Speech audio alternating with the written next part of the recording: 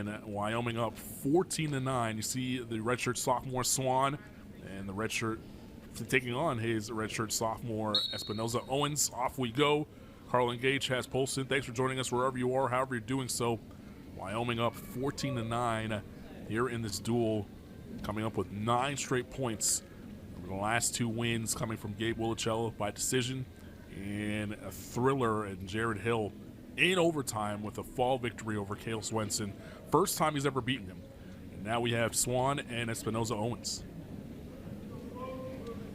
Yeah, some good action, good hand fighting out of these two. Looks like some competing in different styles up against each other. Marcus Espinoza-Owens kind of got that square stance, looks pretty strong, compact, as opposed to Swan, who's bouncing around the perimeter a little longer and in that bladed stance. It's interested to see how this one goes. As we've really just been hand fighting so far, haven't seen a good, solid, honest, hitting my knee scoring attempt yet.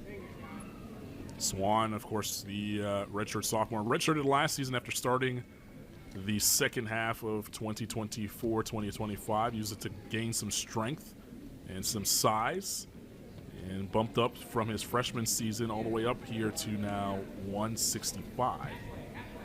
On the other side, Espinoza-Owens, he was a runner-up at the Tiger-style invite.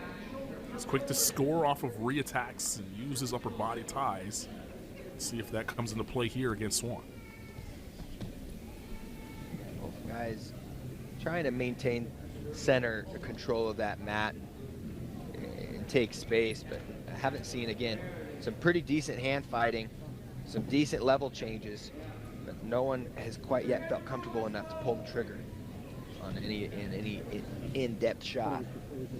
Swan's victories this season, a key for him has been to score first and try to keep positions clean. Best when he can turn some of these matchups into scrambles, but right now it's kind of been methodical pace to start this one as we have 50 seconds remaining in the first. Yeah, and you just said it, man. I mean, scoring first is so huge. I forget the stat, so somebody fact check me. I'm sure I will be corrected in some capacity, but I remember reading this stat that something around 70% of the time the person who scores first ends up winning the match. Wow. Now, what does that speak to? Does it speak to our own spirit in our ability to shut down when we get scored on and fight back? Espinoza-Owens in on a decent crackdown shot here. Job by Swan on the quick recovery. No advantage yet. Nothing quite yet. Swan's definitely going to want to have to pass this. See, the key here in these scrambly positions is not necessarily just holding on for a stalemate, but continuing to look to score, to create action to score for yourself. And that time, Swan getting out of the period without any damage. Espinoza-Owens will be on bottom to start this second. Yeah, Espinoza got in really tight, right on a high crouch. Swan sat the corner and was able to keep off any takedown points for Owens.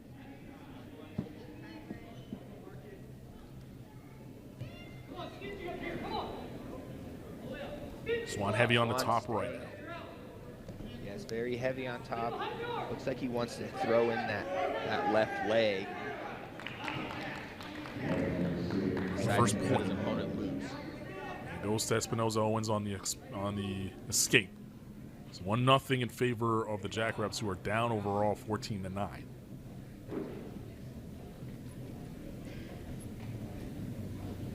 Good level changes out of Swan. Again, I want to see him pull the trigger there. Again, he might not feel comfortable pulling the trigger as those level changes are being respected very well by Espinoza-Owens. It's a good shot. Ooh, back into that crackdown position.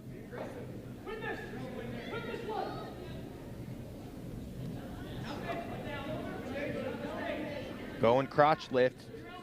Swan's definitely going to want to have most of the weight on top towards the head of Espinoza-Owens. Owens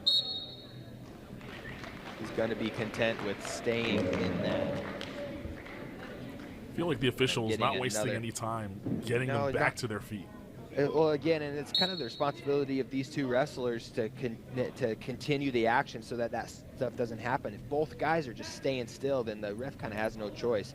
He's going to get booed out of the arena by these fans or the benches if he lets that happen for sure. So these guys gotta make some action happen there. Continue to look busy. Swan in on a good shot. It's countered though by Espinoza in on what seems to be another crackdown position. This time on the other side of Swan, trying to put Swan in danger. Espinoza-Owens has gone for this move and hasn't been able to complete the takedown. What is he missing? He's so close. He's so close, Carlin. And right now it looks like he's trying to put Swan in danger by getting some back exposure. I'm not quite sure what happened. It looks like no points were scored. End of the period that time as he ran out of time, but it's the third time he's got a leg and hasn't been able to complete it. He's really close. Again, Swan's throwing up some good defense, doing a good job of not conceding the position. He just needs to change something up, right? One thing didn't work.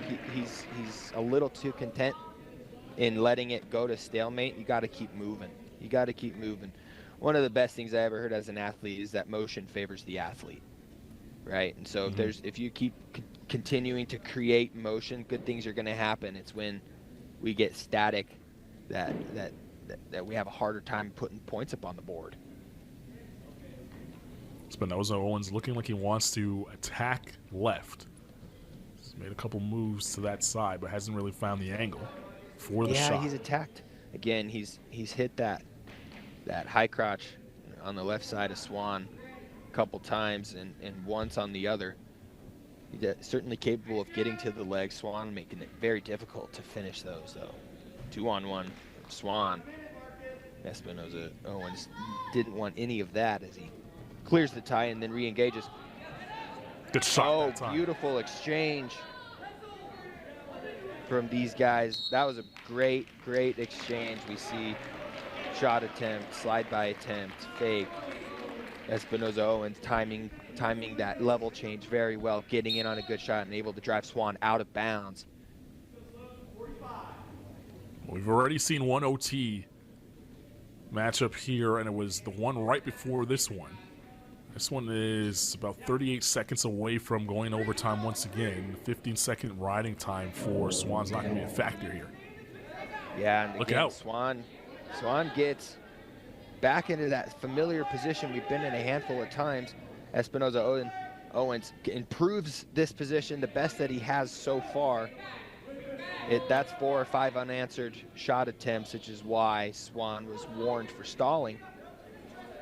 Short time here. Both these guys looking to finish. Oh, we're in danger here. 1, 2. If Swan can keep Espinoza in danger, he can secure this takedown. I'm not quite sure if he did it, and that's exactly what happened. Wow. Very good awareness of the rules and the position that they're in. Swan able to, out of this scramble, expose his opponent's back past 90 degrees for 1, 2, 3 swipes, able to gain control.